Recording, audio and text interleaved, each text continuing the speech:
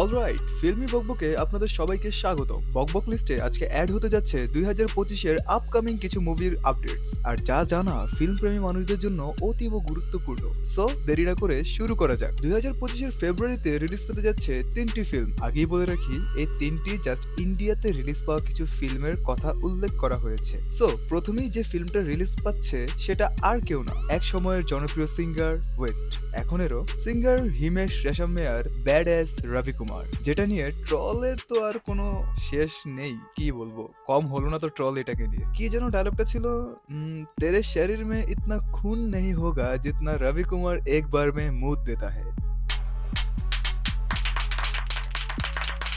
ওহ ভাই, আর কত কি। যাই হোক, এই ফিল্মটা রিলিজ পাচ্ছে 7ই ফেব্রুয়ারি এবং এর সাথে সাথে অর্থাৎ একই দিনে মুক্তি পেতে যাচ্ছে সানিয়া মালহোত্রা অভিনীত মির্সেস, যা রিলিজ পেতে যাচ্ছে ওটিটি প্ল্যাটফর্ম জি5 এ। এবং ফেব্রুয়ারি 2025-এর 14 তারিখ ভালোবাসা দিবস। হে ওয়েট, ভালোবাসা দিবস 14 না 15? যাই হোক, সিঙ্গেলদের তা জেনে কাজ নেই। 14ই ফেব্রুয়ারিতে রিলিজ পেতে যাচ্ছে ভিকি কৌশল এবং রাশ্মিকা মান্দান্না অভিনীত ছাওয়া, যে মুভিটা মূলত ছাত্রাবাদী সম্ভাজি মহারাজের জীবনের ওপর বেস করে তৈরি। আর এর পরপরই রিলিজ পেতে যাচ্ছে জান জান ভাইজান সালমান খানের মোস্ট অ্যাওয়েটেড ফিল্ম সিকান্দার, যা ডিরেক্ট করছে এআর মুরুগাদোস।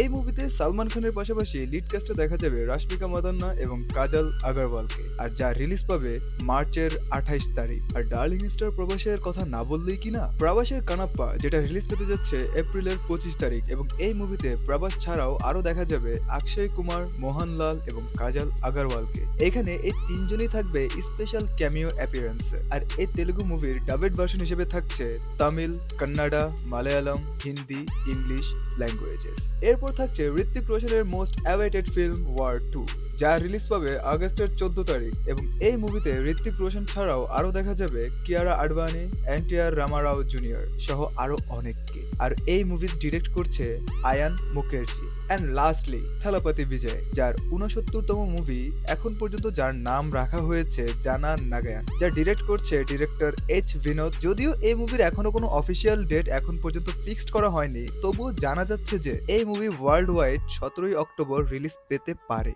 সো এই তো ছিল আপকামিং কিছু মুভির আপডেটস। এখন এর সাথে সাথে আপনাদের জানিয়ে দিয়ে যাই অক্ষয় কুমারের স্কাই ফোর্সের 10 ডেজ এর আর্নিং কত হলো।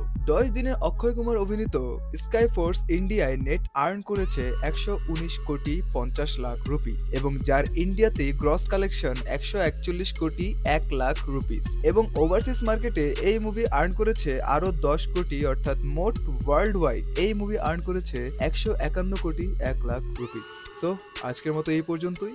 যদি ভিডিওটি ভালো লেগে থাকে তবে অবশ্যই আমাদের পাশে থাকবেন, কেননা সামনে আপনাদের জন্য আমরা মুভি আপডেটস এর পাশাপাশি আরো নিয়ে আসতে যাচ্ছি ইন্টারেস্টিং কিছু mystery story. So subscribe and follow করে পাশেই থাকবেন। ধন্যবাদ, আলভিদা।